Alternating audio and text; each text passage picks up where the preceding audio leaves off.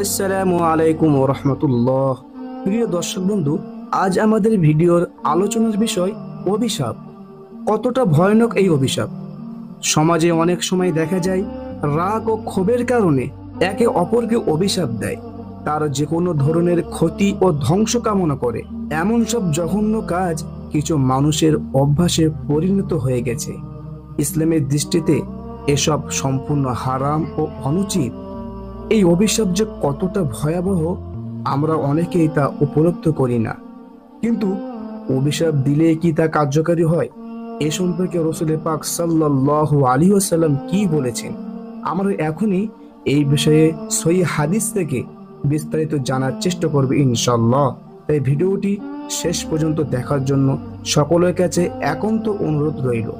হযরত আবু দারদা রাদিয়াল্লাহু তাআলা আনহু বর্ণনা করেন, রাসূলুল্লাহ সাল্লাল্লাহু আলাইহি ওয়াসাল্লাম বলেন, যখন কোনো বান্দা কাউকে অভিশাপ দেয় তখন ওই অভিশাপ আকাশের দিকে অগ্রসর হয়। এরপর সেই অভিশাপের জন্য আকাশের পথকে বন্ধ করে দেওয়া হয়। তখন তা পুনরায় দুনিয়ার দিকে ফিরে আসে, কিন্তু দুনিয়াতে তার আসার পথও বন্ধ করে দেওয়া হয়। আর তাই সে ডানে ও বামে যাওয়ার চেষ্টা করে। অবশেষে কোনো পথ না পেয়ে যাকে অভিশাপ করা হয়েছে তার ওপর ফিরে আসে। আর তখন সে যদি অভিশাপের যোগ্য হয় তাহলে তার ওপর অভিশাপ কার্যকারী হয়, আর তা না হলে অভিশাপকারীর উপরে তা পতিত হয়। আবু দাউদ শরীফ 4825 নম্বর হাদিস। আমরা এই হাদিস থেকে বুঝতে পারলাম, যাকে অভিশাপ দেওয়া হয় যদি সে অভিশাপের উপযুক্ত না হয় তাহলে ওই অভিশাপ তার দিকে যায় না, বরং অভিশাপকারীর উপরে কার্যকর হয়। এই জন্য অভিশাপ দেওয়ার ক্ষেত্রে সতর্ক হতে হবে। তবে রাসূলুল্লাহ সাল্লাল্লাহু আলাইহি ওয়াসাল্লাম পরস্পরকে অভিশাপ দিতে নিষেধ করেছেন। অভিশাপ সম্পর্কে রাসূল পাক সাল্লাল্লাহু আলাইহি ওয়াসাল্লাম আরো যেসব কথাগুলো বলেছেন তা হলো, হযরত সামুরাহ ইবনে জুনদুর রাদিয়াল্লাহু তাআলা আনহু বর্ণনা করেন, রাসূলুল্লাহ সাল্লাল্লাহু আলাইহি ওয়াসাল্লাম বলেছেন, তোমরা আল্লাহর অভিশাপ, আল্লাহর গজব বা জাহান্নাম দ্বারা অভিশাপ দিও না। আমাদের মধ্যে অনেকে বলে থাকে, আল্লাহ তোমার বিচার করবে, তোমার ওপর গজব নাজিল করুক, আল্লাহ তোমাকে জাহান্নামে দেবে। এমন কিছু বলেও অভিশাপ দেওয়াকে রাসূলুল্লাহ সাল্লাল্লাহু আলাইহি ওয়াসাল্লাম নিষেধ করেছেন। তবে মহিলাদেরকে দেখা যায় তারা বেশি বেশি অভিশাপ করে। এজন্য রাসূল পাক সাল্লাল্লাহু আলাইহি ওয়াসাল্লাম মহিলাদের জাহান্নামী হবার নানা কারণের মধ্যে এটি একটি কারণ উল্লেখ করেছেন। বুখারী শরীফ 304 নম্বর হাদিস। আব্দুল্লাহ ইবনে আব্বাস রাদিয়াল্লাহু তাআলা আনহু হইতে বর্ণিত, তিনি বলেন, এক ব্যক্তির চাদর বাতাসে উড়ছিল, তখন লোকটি বাতাসকে অভিশাপ করলো। এ কথা শুনে রাসূল পাক সাল্লাল্লাহু আলাইহি ওয়াসাল্লাম বললেন, বাতাসকে অভিশাপ করো না, কেননা তা তো আদেশ বা উপদেশ প্রাপ্ত। পরবর্তী ঘটনা এই যে, যে ব্যক্তি কোনো বস্তুকে অভিশাপ করে, যদি সেই বস্তুটি অভিশাপের যোগ্য না হয় তবে তা অভিশাপকারীর দিকে ফিরে আসে।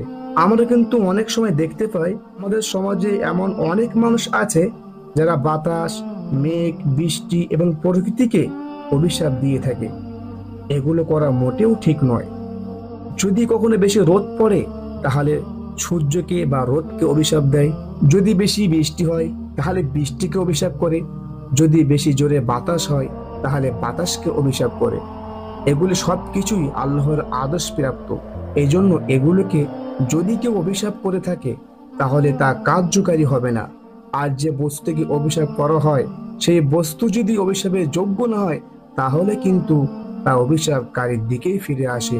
তাহলে অবশ্যই আমাদেরকে এই বিষয়ে সতর্ক হতে হবে। অভিশাপকারী আখিরাতে কোনো মান মর্যাদা পাবে না। রাসূল পাক সাল্লাল্লাহু আলাইহি ওয়াসাল্লাম বলেন, কিয়ামতের দিন অভিশাপকারী সুপারিশ করতে পারবে না এবং সাক্ষ্য প্রদান করতে পারবে না। মুসলিম শরীফ হাদিস নম্বর 2598। রাসূলুল্লাহ সাল্লাল্লাহু আলাইহি ওয়াসাল্লাম আরো বলেছেন, আর যে ব্যক্তি কোনো মুমিনকে অভিশাপ করলো সে যেন তাকে হত্যাই করলো, আর যে ব্যক্তি কোনো মুমিনকে কাফের বলে অপবাদ দিল সে যেন তার হত্যা যন্ত্র শামিল। তাহলে আমরা কি কখনো এই বিষয়গুলো ভেবে দেখেছি অভিশাপ কতটা ভয়ানক? তাই আসুন সামান্য কোনো বিষয়ের রেশ ধরে একে অন্যের প্রতি অভিশাপ দেওয়া থেকে বিরত থাকে এবং প্রকৃত মুমিন হবার চেষ্টা করে। ইবনে ওমর রাদিয়াল্লাহু তাআলা আনহু হইতে বর্ণিত আছে, তিনি বলেন রাসূলুল্লাহ সাল্লাল্লাহু আলাইহি ওয়াসাল্লাম বলেছেন, মুমিন ব্যক্তি কখনো অভিশাপকারী হতে পারে না।